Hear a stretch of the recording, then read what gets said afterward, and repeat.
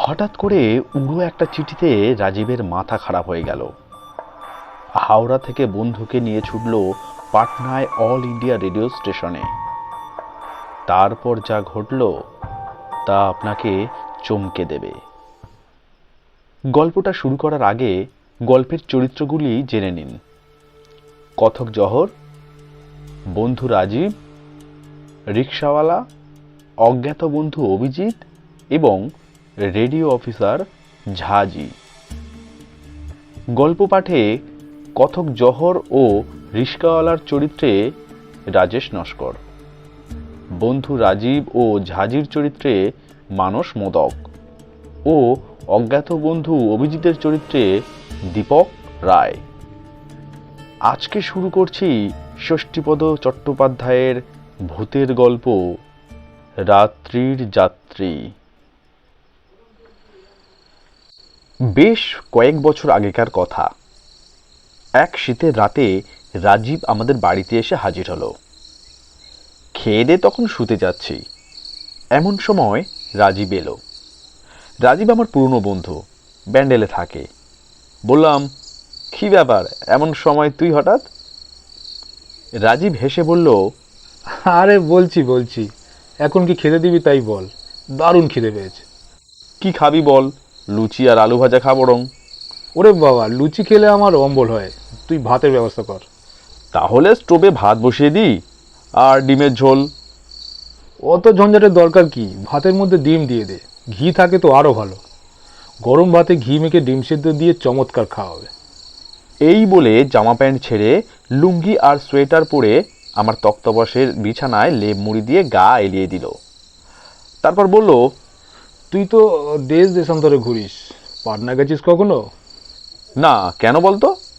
একটা অদ্ভুত চিঠি এসছে, আমাকে কালই পাটনা যেতে হবে। তুই যাবি ভাই আমার সঙ্গে? আমি তো কখনো বাইরে বেরোইনি, ছেলেবেলায় মা বাবার সঙ্গে একবার দেওঘরে গিয়েছিলাম। বললাম, যেতে আপত্তি নেই, কিন্তু আজকাল যা ট্রেনের অবস্থা, তাতে বিনা রিজার্ভেশনের ট্রেনে ওঠাই তো মুশকিল। সে ভাবনা তোকে ভাবতে হবে না, আমার ছোট জামাইবাবু রেলের বুকিং ক্লার্ক, পাঞ্জাব মেলে দুটো বার্থের কথা তাকে বলে রেখেছি। এখন তুই যদি যাস তো ভালো হয়, না হলে আমাকে একাই যেতে হবে। কেন, কি ব্যাপার, হঠাৎ পাটনায় যাবি কেন? কি এমন চিঠি এলো তোর? এই দেখ। বলে উঠে গিয়ে হ্যাঙ্গারে ঝোলানো ওর জামার পকেট থেকে একটা চিঠি এনে আমাকে দেখালো। অল ইন্ডিয়া গভর্নমেন্ট সার্ভিস ছাপ দেওয়া একটা খাম। আমি সেটা হাতে নিয়ে তার ভিতর থেকে চিঠিটা বের করে পড়লাম। তারপর বেশ খুশির সঙ্গেই বললাম, এ তো রেডিও অফিস থেকে এসেছে। তুই রেডিওতে ভজন গাইবি বলে আবেদন করেছিলিস, তাই ওরা তোকে ভয়েস টেস্টের জন্য ডেকেছে। কাল বাদে পরশু তোর টেস্ট। তার মানে কাল রাত্রে পাঞ্জাব মেলে যেতে পারলে পরশু ভোরে নামা, তারপর দুপুর 2টোয় পরীক্ষা দিয়ে সন্ধ্যের সময় ট্রেনে চাপলে সকাল হলেই হাওড়ায়। মাত্র 2-3 দিনের মামলা। হ্যাঁ, মামলাটা 2-3 দিনের, কিন্তু ব্যাপারটা হচ্ছে এই যে আমি কলকাতা সেন্টার থাকতে পাটনায় ভয়েস টেস্ট দিতে যাব কেন? তার চেয়ে বড় কথা, রেডিওয় গান গাইবার জন্য আমি কোনো সময়ই তো আবেদন করিনি। তবে তো কথাই নেই, চিঠিটা ছিঁড়ে কুচিয়ে ফেলে দিয়ে 2 দিন এখানে বিশ্রাম করে গল্পের বই পড় আর সিনেমা দেখ, এইসব কর। হ্যাঁ, তাই করতাম, কিন্তু এইবার দেখ, এই চিঠিটা পড়। বলে আর একটা চিঠি আমার হাতে দিয়ে রাজীব আমার মুখের দিকে তাকিয়ে চুপচাপ বসে রইল। সে চিঠিটা এই রকম। ভাই রাজীব, আমি অভিজিৎ, তোকে এই চিঠি লিখছি। তোর হয়তো আমার কথা মনে নেই, কিন্তু আমি তোকে ভুলিনি এখনো। স্কুলে লাস্ট বেঞ্চে বসে তুই গুনগুন করে গান গাইতিস, আর আমি মুগ্ধ হয়ে শুনতাম। একদিন এই গান গাওয়া নিয়ে চঞ্চল বাবু স্যার তোকে কি মার মেরেছিলেন মনে আছে তো? যাই হোক, আমি এখানে দরিয়াপুরে একটা পুরনো বাড়ি কিনেছি। এলাকাটা মুসলমান প্রধান। সেটা কোনো ব্যাপার নয়, তোর বকলমে আমি এখানকার রেডিও সেন্টারে একটা আবেদনপত্র পেশ করেছি। তুই আয়, আমার জানাশোনা লোক আছে, তোর হয়ে যাবে। এখানে 2-4টে কল পাওয়ার পর কলকাতা সেন্টারে তোর একটা ট্রান্সফারের ব্যবস্থা আমি করে দেব। শুনলাম এখনও বিয়ে করিসনি তুই, গর্ধব কোথাকার। যদি পারিস তোর জহরটাকেও সঙ্গে আনিস, ওটাও তো তোর মতো টোঁটো করে চারিদিকে শুধু ঘুরে বেড়ায়। চিঠিটা পড়ে আমি যার পরনাই অবাক হয়ে গেলাম। বললাম, কি আশ্চর্য, এ তো আমারও নাম লিখেছে দেখছি, কিন্তু আমি তো এক স্কুলে পড়তাম না, তবে এক কোচিংয়ে পড়তাম। অভিজিৎকে, ও নামে কাউকে কখনো চিনতাম বলেও তো মনে পড়ছে না। আমারও কিছু মনে পড়ছে না কে অভিজিৎ, অথচ চিঠিটা এমনভাবে লেখা যেন সে আমাদের দুজনেরই অত্যন্ত পরিচিত। কেউ আমাদের ব্ল্যাকমেল করছে না তো? তাতে লাভ, আমরা তো টাকার থলি নিয়ে সেখানে যাচ্ছি না, আমাদের ব্ল্যাকমেল করে কি করবে? আমি বলি কি, সারা শব্দ না করে চেপে যা ব্যাপারটা। দেখ ভাই, গান আমি অনেকদিন ছেড়ে দিয়েছি, কাজেই গান গাইতে পারবো না, টানপুরা কিছুই আর নেই। তবু বিশ্বাস কর, এই আমন্ত্রণে আমার রক্তে দোলা লেগেছে। দেখেই না পরীক্ষাটা দিয়ে যদি উতরে যাই। অবশ্য অভিজিতের ব্যাপারটা খুবই রহস্যময়, তবু ওর সঙ্গে দেখা করি, হয়তো কখনো না কখনো পরিচয় ছিল। কিন্তু আশ্চর্য এই যে ও আমার ঠিকানা জানলো কি করে? ব্যান্ডেলে আমরা নতুন গেছি বাড়ি তৈরি করে, এ ঠিকানা তো ওর জানবার কথা নয়। আমি তবুও বলছি, ও আশা ছাড়, বরং কোথাও বেড়াতে যেতে চাস তো চল, ঘুরে আসি 2-4 দিন। তাহলে আমাকে একাই যেতে হচ্ছে। আহা, তুই ভুল বুঝছিস আমাকে, আমি কি সেই কথাই বলেছি? শুধু তাই নয়, তুই ভেবে দেখ, রেডিও একটা সরকারি সংস্থা, অ্যাপ্লিকেশনে তোর নিজের সই নেই, অন্যে তোর সই করেছে, অথচ তুই ওই জাল আবেদনপত্রের ডাকে পরীক্ষা দিতে যাবি। এটা কি একটা 2 নম্বরই ব্যাপার নয়? ধরা পড়লে কিন্তু কেলেঙ্কারি হয়ে যাবে। হয় হবে, তবু যাব এবং দেখবো অভিজিৎটা কে। চল তবে। আমি মুখে ওকে বারণ করলেও কৌতূহল আমারও বড় কম ছিল না। সে রাতটা 2 বন্ধুতে গল্পগুজবে কাটিয়ে পরদিন সকালে রিজার্ভেশনের জন্য গেলাম। টিকিটের অবশ্য অসুবিধা হলো না, ওর ছোট জামাইবাবুর সৌজন্যে 5 আপে 2টো বার্থ পেয়ে গেলাম। সঙ্গে টাকা করিও নিলাম বেশি করে।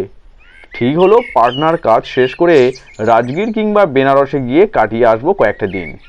এখন অঘ্রাণের শেষ, এই কনকনের শীতে বিহার ইউপির দর্শনীয় স্থানগুলো ঘুরে বেড়াতে মন্দ লাগবে না। সে কি দারুণ আনন্দ!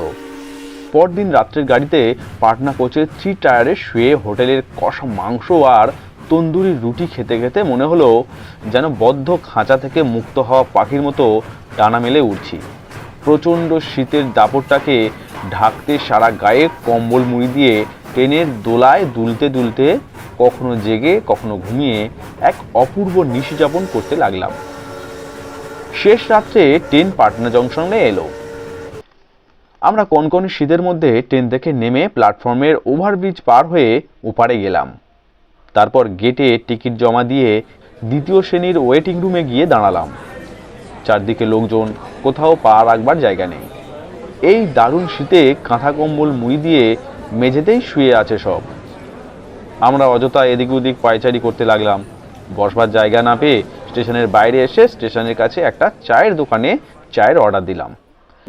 বাইরে তারা ঝলমলের শেষ রাতের আকাশ, আলোকমালায় সজ্জিত পাটনা শহর।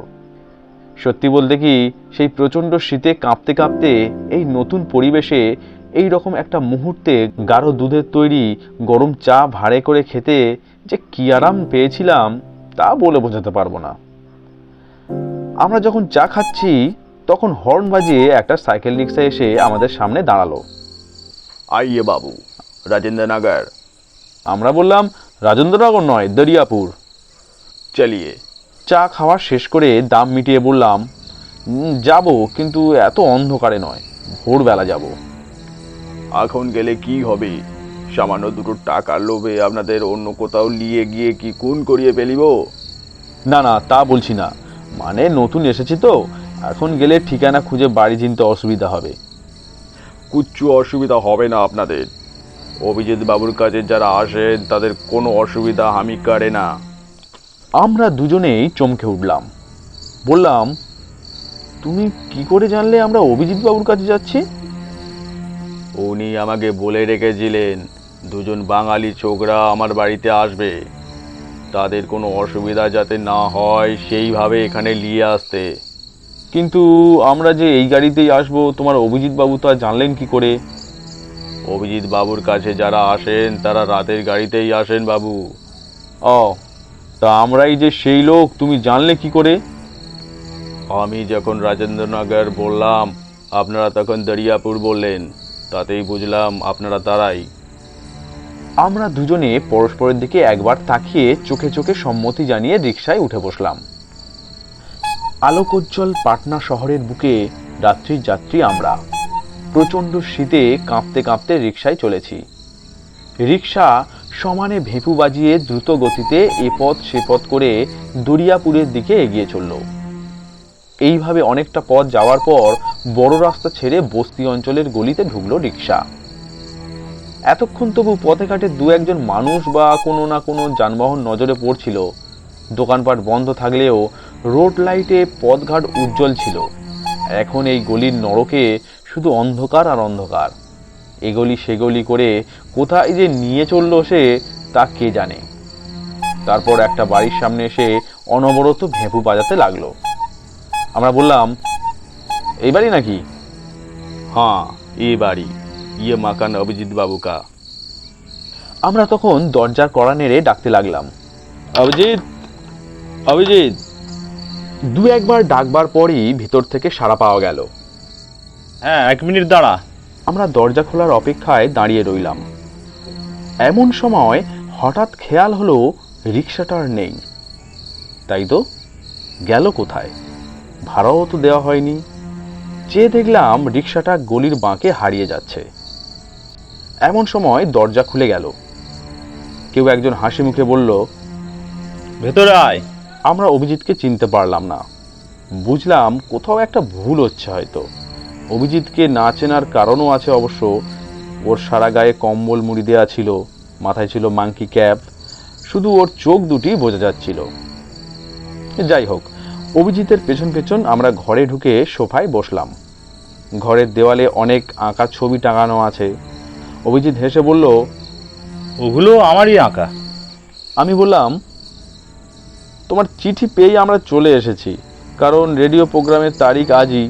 অথচ আশ্চর্য দেখো, তোমার কথা আমরা ভুলেই গিয়েছিলাম। সত্যি বলতে কি, এখনো চিনতে অসুবিধা হচ্ছে তোমাকে। চা না কফি? রাজীব বলল, এই তো চা খেয়ে এলাম, তবে যা দারুণ ঠান্ডা, তাতে একটু কফি হলে মন্দ হয় না। অভিজিৎ উঠে গেল। তারপর আমাদের দুজনের জন্য 2 কাপ কফি নিয়ে এলো, সঙ্গে ক্রিম কেক আর বিস্কুট। আশ্চর্য, কফিও কি আমাদের জন্য তৈরি ছিল? অভিজিৎ বলল, খুব অবাক হয়ে যাচ্ছিস না? মুখটা ঠিক মনে করতে পারছিস না, ভাবছিস কে না কে নকশা করছে হয়তো। আমি বললাম, ঠিক তাই। অভিজিৎ বলল, আজকে এই ট্রেনে এসে ভালো করছিস তোরা, না হলে পরে এলে দেখা হতো না। হঠাৎ একটা দরকারি কাজ পড়ে যায়, একটু পরে আমাকে দানাপুর চলে যেতে হবে। সেজন্য অবশ্য তোদের থাকার কোনো অসুবিধা হবে না। আমি চাবি দিয়ে যাব। তোরা বাইরে যাওয়ার সময় মেন গেট তালা দিয়ে চলে যাস। অনেক হোটেল আছে এখানে, যেখানে হোক খেয়ে নিয়ে ঠিক 2টোর সময় রেডিও স্টেশনে চলে যাবি। তবে ভাই, একটা কথা, আমার ওপর রাগ করে কাজটা মিটে গেলে চলে যাস না যেন। আমি সন্ধ্যের সময় ফিরব। তারপর 3 বন্ধুতে রান্না খাওয়া করে হই হুল্লায় কাটিয়ে দেবো সারাটি রাত। রাজীব কফি খেতে খেতে বলল, তা তো বুঝলাম, কিন্তু ভাই একটা কথা, এখনকার অ্যাপ্লিকেশনে যে সিগনেচার করা আছে তার সঙ্গে তো আমার সই মিলবে না। এতে কোনো অসুবিধা হবে না তো? না না, কোনো অসুবিধা হবে না। ওখানে গিয়ে ঝাঁঝির খোঁজ করবি, ঝাঁঝি সব জানে। তাকে বলবি আমি পাঠিয়েছি তোকে, আর কেউ কিছু জিজ্ঞেস করবে না। আমাদের কফি খাওয়া যখন শেষ হলো, তখন একটু একটু করে ভোরের আলো ফুটে উঠেছে। অভিজিৎ উঠে দাঁড়িয়ে বলল, কিছু মনে করিস না ভাই, আমি চলি, আর আমার থাকার উপায় নেই। আমি ওই দিক দিয়ে দরজায় শেকল হেঁটে চলে যাচ্ছি। তোরা বাইরের দরজায় তালা দিয়ে যাস। এই নিয়ে তালা চাবি। আমরা হাত পেতে তালা চাবি নিলাম। একটা দিন একটু মানিয়ে নে, নিতান্ত নিরুপায় হয়ে আমাকে যেতে হচ্ছে। আমরা দুজনে চুপচাপ বসে রইলাম কিছুক্ষণ। তারপর বাইরে বেরিয়ে দেখলাম জল, কল, খাটা পায়খানা সব কিছুরই ব্যবস্থা আছে। আমরা দাঁত মেজে মুখ হাত পা ধুয়ে ঘরের দরজা বন্ধ করে মেন গেটে তালা দিয়ে বাইরে এলাম। সবে সকাল 6টা, ভয়েস টেস্ট দুপুর 2টোয়। যার আতিথ্যে এলাম সেই যখন নেই, তখন মিছিমিছি এখানে বসে থেকে সময় নষ্ট করে লাভ কি? তার চেয়ে পাটনা শহরটা একটু ঘুরে বেরিয়ে দেখে নিই। পাটনা তো আমাদের কাছে পাটনা নয়, পাটলিপুত্র, মগধের রাজধানী। সেই চোখ নিয়ে দেখতে হবে। 2-1 ঘন্টা হিসাবে একটা রিক্সা ভাড়া করে গোটা শহরটা আমরা প্রদক্ষিণ করতে লাগলাম। অনেক ঘোরাঘুরির পর মহেন্দ্রনগরে এসে আমরা রিক্সা ছাড়লাম। এখানে এসে অনেকক্ষণ ধরে দোতলার বারান্দায় বসে গঙ্গার সৌন্দর্য দেখলাম। তারপর একটা হোটেলে খেয়ে ঠিক 2টোর সময় এসে হাজির হলাম পাটনা বেতার কেন্দ্রে। আমরা অফিস ঘুরে গিয়ে কাগজ জমা দিতেই ওখানকার ইনচার্জ একবার তাকিয়ে দেখলেন আমাদের দিকে, তারপর হেসে বললেন, কে পাঠিয়েছেন আপনাদের, অভিজিৎ বাবু? আশ্চর্য তো, লোকটা জানলো কি করে? বললাম, হ্যাঁ, অভিজিৎবাবু আমাদের পাঠিয়েছেন, তবে আপনাদের চিঠি পেয়েই আমরা এসেছি। আপনি কি ঝাজি? জি হ্যাঁ। কোথা থেকে আসছেন আপনারা? এখন অভিজিৎবাবুর বাড়ি থেকে আসছি। তা বলুন, আমি কি করতে পারি আপনাদের জন্য? কি আর করবেন, আমার বন্ধু রাজীব পাটনা বেতার কেন্দ্র থেকে গান গাইবে, ওর ভয়েসটা টেস্ট করে ছেড়ে দিন। আপনারা কলকাতা কোথায় থাকেন? আগে ঠিক কলকাতায় নয়, আমি থাকি হাওড়ায়, আর আমার এই বন্ধুটি থাকেন ব্যান্ডেলে। ঝাঁজি বললেন, কিন্তু যে চিঠি আপনারা এনেছেন সেই চিঠির উপর ভরসা করে কি আমি আপনার বন্ধুর ভয়েস টেস্ট করতে পারি? কেন পারবেন না? এ তো আপনাদেরই দেওয়া চিঠি। স্বীকার করলাম, কিন্তু এতে রাজীববাবুর নাম কোথায়? এ তো অন্য নাম দেখছি। তার মানে? আমরা দুজনেই চিঠিটার উপর ঝুঁকে পড়ে দেখলাম তাতে পরিষ্কার লেখা আছে আমার নাম। বললাম, কি ব্যাপার, আমার নাম কেন? আমি তো গান গাইতেই পারি না, তাছাড়া আমি কোনো আবেদনও করিনি। আবেদন তো উনিও করেননি, ওর হয়ে অভিজিৎবাবু করেছিলেন। সে যেই করুক, এই চিঠি যখন হাতে পেয়েছিলাম আমরা, তখনও কিন্তু রাজীবেরই নাম লেখা ছিল এতে। তাহলে কি বলতে চান, আমি কোনো কারসাজি করেছি এতে? না না, সে কি কথা। বললাম, আচ্ছা খামটা একবার দেখি। ঝাঁজি আমাদের খাম দিলে, তাতেও আমার নাম এবং বাড়ির ঠিকানা দেখে অবাক হয়ে গেলাম। কি আশ্চর্য, এই ঠিকানায় চিঠি এলে এ চিঠি তো আমি পেতাম, ব্যান্ডেলে বসে রাজীব পাবে কেন? এই শীতেও আমাদের কপালে ঘাম দেখা দিল। ঝাঁজি কঠিন গলায় বললেন, গভর্নমেন্টকে চিট করতে আসার জন্য আমি আপনাদের দুজনকেই পুলিশে দেবো। আমরা সবাই বললাম, ঝাঁজি প্লিজ, আপনি বিশ্বাস করুন, আমরা জোচ্চোর নই। আসলে আমরা বোকা বনে গেছি, কেউ আমাদের বিপদে ফেলবে বলে এই টোপ ফেলেই এ কাজ করেছে। ঝাঁজি হেসে বললেন, যাক, আপনাদের অবস্থা দেখে খুব হাসি পাচ্ছে আমার, তবু আপনাদের জন্য মায়াও হচ্ছে। ঠিক আছে রাজীববাবু, আপনি এক কাজ করুন, ব্যাকডেটে একটা অ্যাপ্লিকেশন করুন, তারপর দেখছি আপনার ভয়েসটা টেস্ট করে আপনার জন্য কিছু করতে পারি কিনা। রাজীব তাই করলো। ঝাঁজি ওকে নিয়ে গেলেন স্টুডিওর ভেতরে। তারপর প্রায় আধ ঘন্টাটা বাদে যখন ফিরে এলেন, তখন রাজীবের মুখ বেশ প্রসন্ন। ঝাঁজি বললেন, আপনার অ্যাপ্লিকেশন ফর্মে আপনি অভিজিৎবাবুর ঠিকানা দিয়েছেন তো? রাজীব বলল, হ্যাঁ। ঠিক করেছেন, কেননা ওয়েস্ট বেঙ্গল থেকে এসে পাটনায় অডিশন দেওয়া বা প্রোগ্রাম পাওয়া যায় না। তবে আপনার কেসটা আলাদা।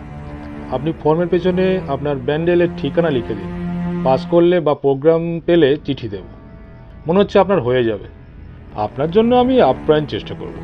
তবু আমি তো ফাইনাল অথরিটি নই। ইতিমধ্যে বাড়ি ফিরে গিয়ে বেশ পুরোদমে সঙ্গীত চর্চা চালিয়ে যান। যদি পাস করে যান তাহলে খুবই শিগগিরই গান গাইতে আসতে হবে। আমরা বললাম, প্রোগ্রাম পেলে কতদিন বাদে পাওয়া যাবে? তা মাস তিনেকের মধ্যে। আমরা নমস্কার জানিয়ে উঠতেই ঝাঁজি বললেন, কোথায় যাবেন এখন? আপনার যাবো কোথায়, অভিজিতের ওখানেই যাব। ঝাঁজি বললেন, আপনারা দেখছি রীতিমতো সম্মোহিত হয়েছেন।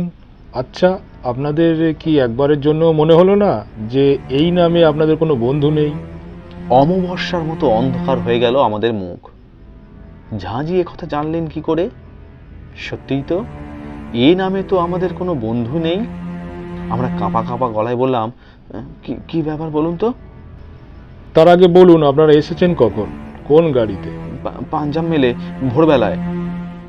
ওর বাড়িতে গিয়েছিলেন? আগে হ্যাঁ। খুব বড়জোর যে ভোরবেলা গেছেন, না হলে রাত্রে গিয়ে ওর সঙ্গে সারা রাত থাকলে পাগল হয়ে যেতেন। সে কি? আরে মশাই, অভিজিৎ বলে ওখানে কেউ থাকে না, তবে এক সময় থাকতো।